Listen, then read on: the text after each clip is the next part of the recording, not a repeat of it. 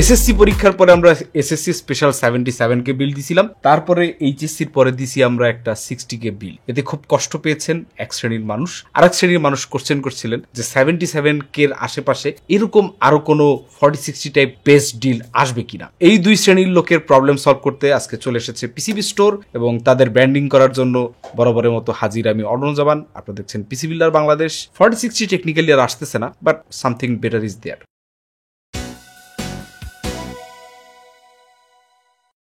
এর আগে 77K বিল্ডে আমরা ব্যবহার করেছিলাম 5700X, which was A 8 core processor, কিন্তু AM4। এবার আমরা জাম্প দিয়ে চলে আসতেছি AM5 এ, ইউজ করতেছি AM5 এর সবচেয়ে এন্ট্রি লেভেলের সিপিইউ বলতে পারেন 8400F। এইটা একটা 6 কোর 12 থ্রেডের প্রসেসর এবং এইটার ক্লক স্পিড আপনার 5600 থেকে একটু বেশি, তবে এইটার দাম হইতেছে বর্তমানে খুবই অ্যাগ্রেসিভ। 8400F এর এই মুহূর্তে বাজার দর হচ্ছে 10,800 টাকা, যেটা বলতে পারেন 5600 এর সাথে নেক টু নেক কম্পিট করে এবং আপনার বাজেটের মধ্যে AM5 বিল্ডকে আরো অনেক বেশি মানুষের কাছে অ্যাক্সেসিবল করে। সো এই প্রসেসরটা ইউজ না করার কোনো রিজন নাই যদি বাজেট হয় খুবই টাইট, কম্প্যাক্ট এবং গেমিংটাই হয় বেশি ফোকাস। সিপিইউ মোটামুটি এন্ট্রি লেভেল হইলে কোনো অসুবিধা নেই। স্টিল 6 কোরের এই সিপিইউটা খুব খারাপ তাও বলা যাচ্ছে না for the price.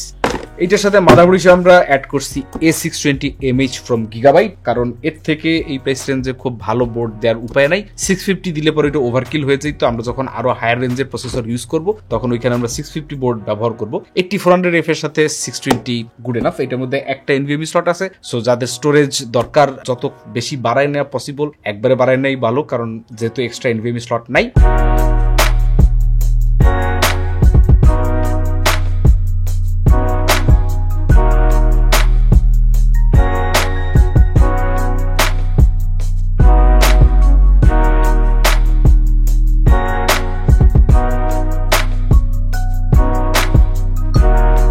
By the way 10,800 টাকার এই বোর্ডের একটা এনভিএমই স্লটে আমরা ইউজ করতেছি অস্কোর জেন4 512 এসএসডি ONI 000 এই মডেলের এসএসডিটাই আপনার কন্ট্রোলার হিসেবে ইউজ করা হয়েছে ইনোবিটের কন্ট্রোলার, যেটা এখন বাজেট কন্ট্রোলার গুলার মধ্যে ওয়ান অফ দ্য বেস্ট বলতে পারেন। ফর দ্য প্রাইস বাজারে 5,800 টাকার আশেপাশে পাওয়া যায়। এই প্রাইস রেঞ্জে আপনার অনেকগুলো অপশন আছে। আপনি যদি 5,500 আশেপাশে খুঁজেন আপনি কিংস্টনের NV3 নিতে পারেন, তারপরে আপনার আরো কিছু কিছু আছে নাম না জানা আরো অনেকে, তবে এইগুলো অফিসিয়ালি আমাদের কাছে আছে এবং ওয়ারেন্টি সাপোর্ট আপনি অলমোস্ট ইনস্ট্যান্ট পাবেন।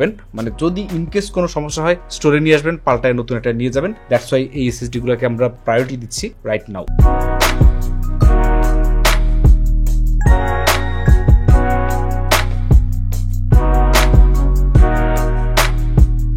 মেমোরি আপনার নর্মালি DDR5 সব র্যামের দামই আপনার 7,500 থেকে 8,000 টাকার আশেপাশে, স্পেশালি RGB গুলা নন RGB গুলা 7,500 একটু নিচে 7 আশেপাশে ঘোরাফেরা করে। তো এইখানে আমাদের কস্টটা একটু স্কুইজ করার জন্য আমাদের একটা টেকনিক খাটানো লাগছে, সেটা হচ্ছে কিংস্টন ফিউরি নন RGB 8GB 5600 MHz এর র্যাম গুলা নিতে হয়েছে। এগুলার দাম আমাদের কেনা খরচ পড়ে 3400 টাকার মতো, বাজারে বিক্রি হয় 3600 মতো। তো আমরা এখানে 3400 টাকাই দাম রাখতেছি। দুইটা কিট আপনার খরচ চলে যাচ্ছে আমাদের 6,800 টাকা, যেটা আপনার বলতে পারেন একটা সিঙ্গেল স্টিক 6000 mAh এর র্যামের থেকে অ্যাটলিস্ট 400-500 টাকা কম। তো যদি আপনারা কেউ এই দুইটা না নিয়ে অন্য একটা 16GB কিট নিতে চান নিতে পারেন, অসুবিধা নেই, সেক্ষেত্রে আপনার বাজেট কিছুটা বাড়বে। তো এইখানে আমরা একটু কস্ট কাট করছি বলতে পারেন। 5600 MHz এর র্যাম 6000 MHz এর র্যামে একটু তফাৎ আছে, কিন্তু একটু। আবার লেটেন্সি এগুলো হচ্ছে CL36, which is not the best, but যখন আপনার বাজেট খুব টাইট DDR5 থাকতে চান তখন কিছু কিছু জায়গায় ছেঁড়া কাথার মতো টান দিলে আর এক দিক দিয়ে হাত পা বের হয়ে যায়, এটা একসেপ্ট করে নিতে হবে।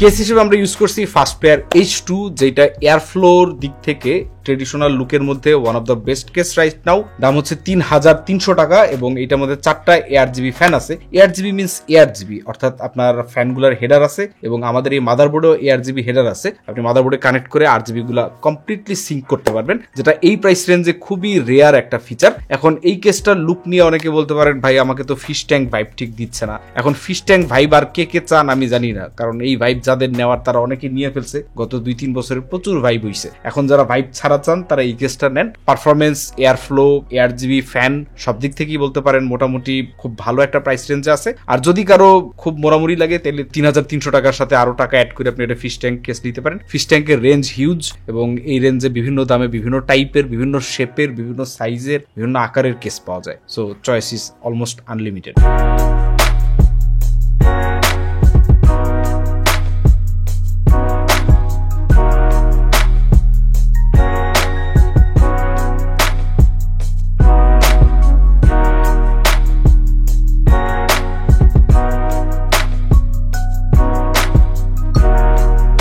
পাওয়ার সাপ্লাইয়ের দিকে আমরা কোনো কম্প্রোমাইজ করতেছি না। আমরা ব্যবহার করতেছি Corsair CX550 80+ ব্রোঞ্জ। এটার দাম হচ্ছে বাজারে 5500 টাকা এবং এই প্রাইস রেঞ্জে আপনারা ফার্স্ট প্লেয়ার ডিকে দিতে পারলে হয়তো আমরা দাম আর একটু কমাই নিয়ে আসতে পারতাম, কিন্তু ফার্স্ট প্লেয়ার ডিকে এই মুহূর্তে অ্যাভেলেবেল নাই। থাকলে পরে আমরা সেগুলো দেওয়ার চেষ্টা করবো, হয়তো আগামী মাসের দিকে নতুন শিপমেন্ট আসলে তখন পাওয়া যাবে। মানে এই মুহূর্তে শিপমেন্ট নাই, সম্ভবত বাংলাদেশের কোনাকাঞ্চিতে 2-4-5 পিস থাকতে পারে, কিন্তু মোস্টলি আনঅ্যাভেলেবেল।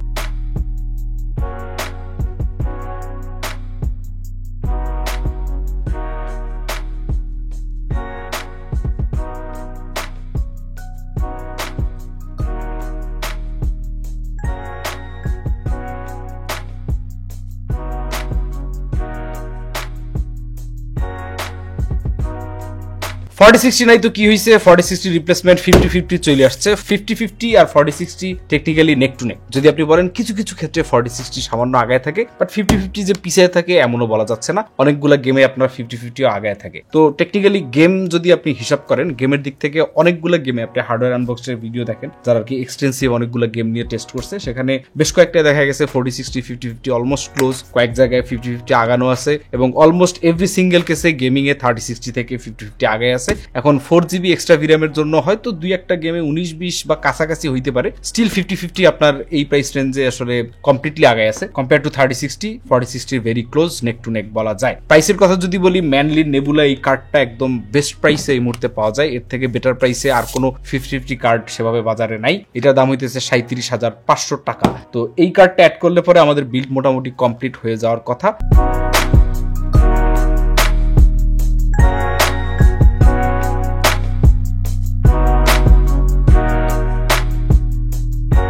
বাজারে আপনি এই সব কম্পোনেন্ট কিনতে পারবেন 81,000 সামথিং টাকা দামে, যদি আর কি সব প্রোডাক্ট তাদের কাছে অ্যাভেলেবেল থাকে। অনেকের অবশ্য ওয়েবসাইটে প্রোডাক্ট থাকে, কিন্তু বাস্তব অর্থে থাকে না, আর পিসিবি স্টোরে তো ওয়েবসাইটই থাকে না। তো এনিওয়ে, কিন্তু প্রোডাক্ট আছে। তো সব মিলে আর কি 81,000 টাকার এই সিস্টেমটা আপনি নিতে পারবেন 78,000 টাকায়, 78,000 টাকা। আমাদের কাছে মোটামুটি 50 ইউনিটের মতো এই পিসি আছে। সো ধুমধাপ যে আগে আসলে আগে পাবেন ভিত্তিতে নিয়ে চলে যান। আর একটা ফ্যাক্টর আর কি মেনশন করা দরকার, সেটা হইতেছে 8400F সামটাইম আন্ডার, যদি আপনি খুব বেশি স্ট্রেস করেন, এই সিপিইউটার টেম্পারেচার মাঝে মধ্যে আপনার ভালোই বাড়ে, স্টক কুলার দিয়ে পোষায় না। সেই ক্ষেত্রে আপনাকে একটা এক্সট্রা আফটার মার্কেট কুলার আমরা অ্যাড করার পরামর্শ দেবো। যদিও ইনিশিয়ালি এটা আপনার খুব একটা দরকার হবে বা এটা না হইলে আপনার সিস্টেম চলবে না এমন না, বাট যদি দেখেন যে 90 মাঝে মধ্যে উঠে যেতেছে এবং বুকের মধ্যে ধরফর শুরু হয়ে যেতেছে, দেন আপনি একটা সিঙ্গেল টাওয়ার কুলার নিতে পারেন। সিঙ্গেল টাওয়ার কুলার যদি আপনি আমাকে জিজ্ঞেস করেন কোনটা নেবেন, তাহলে আমি পরামর্শ দিব আপনাকে এইটা নেওয়ার জন্য, আপ হিয়ার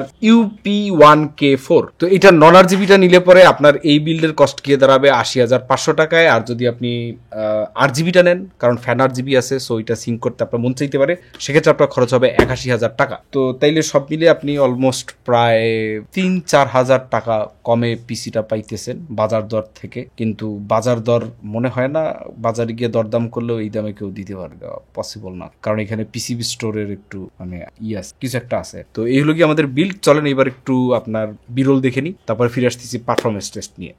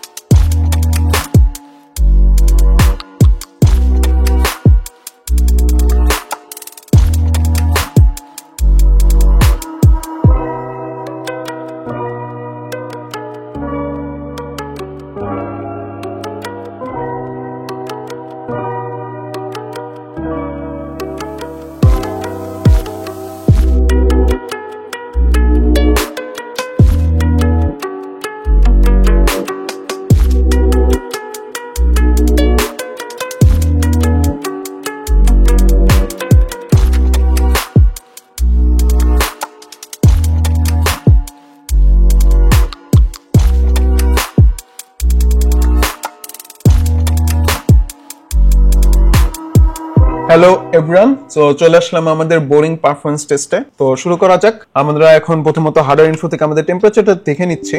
আমাদের সিস্টেমটি রাইট নাও 40 ডিগ্রি সেলসিয়াসে রান করছে। সো এখন স্টার্ট করা যাক সিনেবেঞ্চ। তো চলে আসলাম আমরা সিনেবেঞ্চ R23 তে, পাশাপাশি আমাদের হার্ডওয়্যার ইনফো টেম্পারেচারও পাশাপাশি নিয়ে নিয়েছি। তো শুরু করা যাক। সো আমাদের সিনেবেঞ্চ R23 তে স্কোর চলে এসেছে। এই রেজাল্টটি হচ্ছে আমাদের স্টক কলার দিয়ে। তো প্রথমত আমাদের সিস্টেমটির ফুল স্ট্রেস টেস্টে 95 ডিগ্রি হিট করেছিল এবং আমাদের স্কোর এসেছে 13,102 এবং সিঙ্গেল কোর স্কোর এসেছে 1683 মতো। কুলারটি চেঞ্জ করার পর আফেয়ার কুলার লাগানোর পর সিস্টেমটির পারফরমেন্স টেস্ট আমাদের ম্যাক্সিমাম টেম্পারেচার এখানে হিট করেছে 84 এ এবং আমাদের সিপিইউ মাল্টিকোর দেখা যাচ্ছে যে 13,134, কিছুটা পয়েন্ট কিন্তু এখানে বৃদ্ধি পেয়েছে। সো বুঝতেই পারছেন ফুল স্ট্রেস লোডে আমাদের কিরকম কি টেম্পারেচার থাকছে এবং আরো ক্লিয়ার হবে যখন আমরা গেম খেলে দেখবো। সো এখন চলে আসলাম Geekbench 6 এ। এখন আমরা এখানে সিপিইউ এবং জিপিইউ বেঞ্চমার্ক করে দেখবো। প্রথমত শুরু করা যাক সিপিইউ বেঞ্চমার্কিং দিয়ে। আমাদের রেজাল্ট চলে এসেছে। আমাদের সিঙ্গেল কোর স্কোর এসেছিল 2604 এর মতো এবং মাল্টি কোর স্কোর এসেছে 11,314 এর মতো। এখন চলে যাচ্ছে আমাদের জিপিইউ বেঞ্চমার্কে। সো আমাদের জিপিইউ ওপেন সিএল স্কোর এসেছে 96,585 এর মতো। আমাদের ব্লেন্ডার বেঞ্চমার্ক টেস্টিং। সো আমরা এখানে ব্লেন্ডার ভার্সন 4.5.0 ইউজ করছি এবং 3টি স্ক্রিন রেন্ডার হবে বরাবরের মতো। সো প্রথমত আমরা এখানে আমাদের সিপিইউটি রেন্ডার করব, স্টার্ট করে দিচ্ছি। সো আমাদের ব্লেন্ডারের বেঞ্চমার্ক স্কোর চলে এসেছে। আমাদের বেঞ্চমার্ক স্কোর হচ্ছে 186.36। সো এখন চলে এসেছে আমরা ওসিসিটি টেস্টিং এ।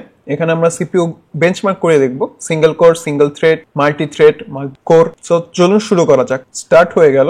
আমাদের সিপিইউ ওয়াট টানছে 82.7 ওয়াটের মতো। সো রেজাল্ট চলে এসেছে। আমাদের সিঙ্গেল কোর এসএসই তে 93, মাল্টি কোর এসএসই তে 599 এর মতো এবং সিঙ্গেল এভিএক্স এর রেজাল্ট এসেছে 188 এর মতো। মাল্টিপল এভিএক্স এর রেজাল্ট এসেছে 1135 এর মতো। সো চলে যাচ্ছে আমাদের নেক্সট টেস্টিং এ, Geekbench AI টেস্টিং এ। সো এখানে আমরা এআই ব্যাকএন্ড হিসেবে ডিরেক্ট এমএল নিয়ে নিয়েছি এবং আমাদের এআই ডিভাইস জিপিইউটি সিলেক্ট রয়েছে 50-50। সো চলুন শুরু করা যাক। সো আমাদের Geekbench AI স্কোর চলে এসেছে। সিঙ্গেল প্রেসিসিয়েশন স্কোর দেখা যাচ্ছে 15,756 এর মতো। হাফ প্রেসিসিয়েশন স্কোর দেখা যাচ্ছে 31,194 এর মতো এবং কোয়ান্টাইজ স্কোর দেখা যাচ্ছে 12,607 এর মতো। বলা যাচ্ছে যে অ্যাজ আ 50-50 মোটামুটি আপনার ছোটখাটো এআই এর কাজ চালিয়ে নিতে পারবেন, বাট কষ্ট হবে। চলে আসলাম আমরা এখন গেমিং টেস্টে। সো আমরা প্রথমত শুরু করছি Cyberpunk 2077 দিয়ে। এক নজরে সেটিংস থেকে আমাদের সেটিংস গুলো দেখে নিচ্ছি। আমাদের এখানে কুইক প্রিসেট হিসেবে রয়েছে রে ট্রেসিং লো এবং আমাদের রেজোলিউশন স্কেলিং অফ করে নিয়েছি এবং ফ্রেম জেনারেশন অফ রয়েছে, টেক্সচার কোয়ালিটি হাই, রে ট্রেসিং অন এবং বাকি সেটিংস গুলো আপনারা অন স্ক্রিন দেখতে পাচ্ছেন। অ্যাপ্লাই করে নিচ্ছি এবং আমাদের ইউটিলিটিস থেকে এইচডিটি মোডটি অফ রয়েছে। সো চলুন স্টার্ট করা যাক আমাদের বেঞ্চমার্ক।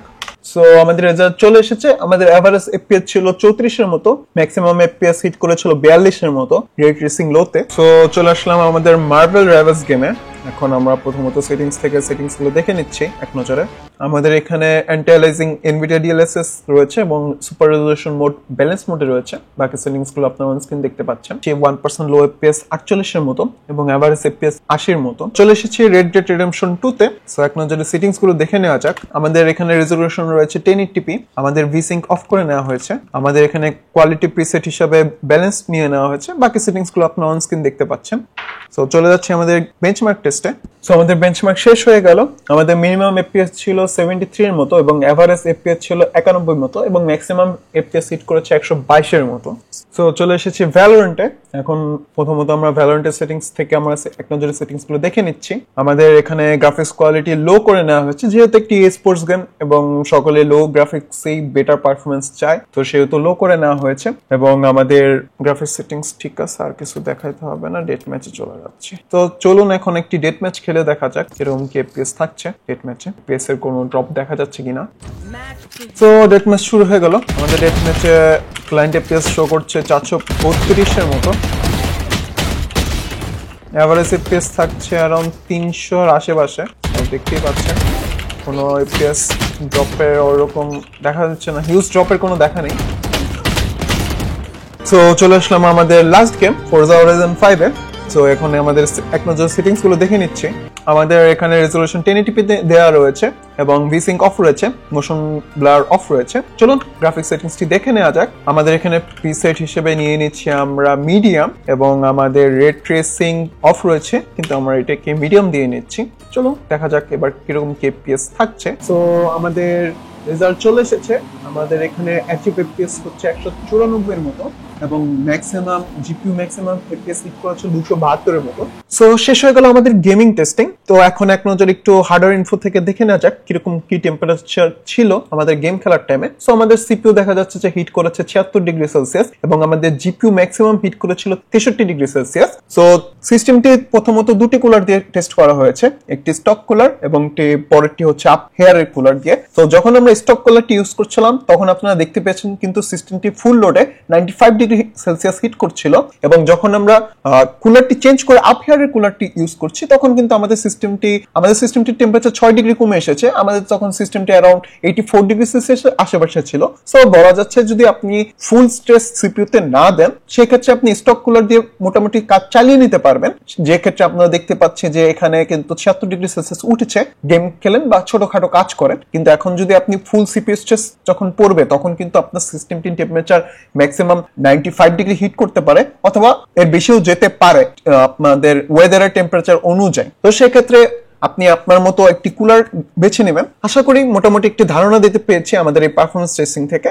ওকে, যা বোঝা গেল যে যদি আপনি এই সিস্টেমটা কুলার ছাড়া নেন তাহলে নিতে পারবেন 78K তে। যদি আপনি এর সাথে একটা নন এয়ার জিবি কুলার অ্যাড করেন তাহলে আপনার হবে 80,500। যদি এয়ার জিবি কুলার অ্যাড করেন তাহলে দাম হবে 81,000 এবং এরই বেস্ট ডিল, এর থেকে বেটার কোনো ডিল দেওয়া পসিবল না। 77K তে পারি নাই, 78K তে পারছি। DDR5 AM5 আপগ্রেডেবিলিটি everything is there, আর বাকিটা আপনার ব্যাপার। 50 ইউনিটস যত তাড়াতাড়ি পারেন নিয়ে নেন। দেখা হবে পরে কোনো ভিডিওতে, লিঙ্ক ডেসক্রিপশনে দেওয়া থাকবে। আমাদের ফোন নাম্বারে যদি কেউ কল নাও ধরে, ওয়েবসাইটে আপনি যদি প্রোডাক্ট কোনো খুঁজে নাও পান, পিসিবি স্টোর গুগল ম্যাপে সার্চ করে চলে আসবেন, প্রোডাক্ট ডেফিনেটলি থাকবে। আল্লাহ হাফেজ। না থাকলে তখন পেজে একটা পোস্ট দিয়ে দিবে, দেখেন ওরা দেয় কিন্তু। শেষ। Avoid this shop from Bangladesh.